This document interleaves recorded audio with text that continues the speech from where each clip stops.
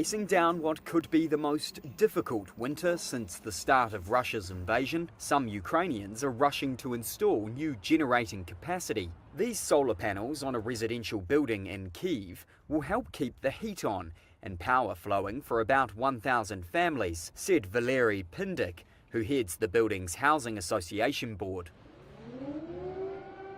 Russia has intensified its attacks on Ukraine's energy infrastructure, with at least 11 major missile and drone strikes since March.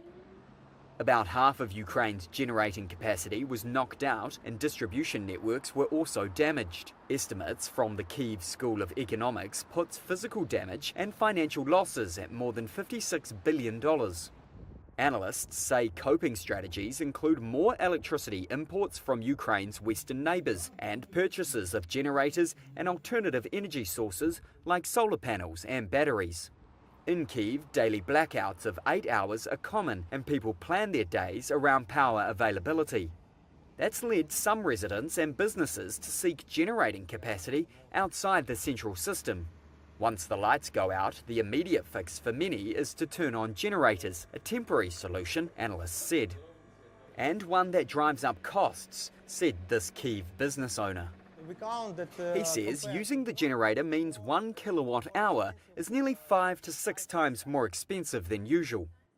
Serhiy Kovalenko is the CEO of Yanso, which supplies electricity and gas to more than 3.5 million consumers and up to 100,000 businesses. The company provides options that include solar panels and accumulating batteries and inverters. Kovalenko said demand is high and they've installed up to 8 megawatts of alternative energy options this fall. That's enough to supply around a dozen enterprises, the company said. Kovalenko said they expect to install about 30 to 35 megawatts in the new year.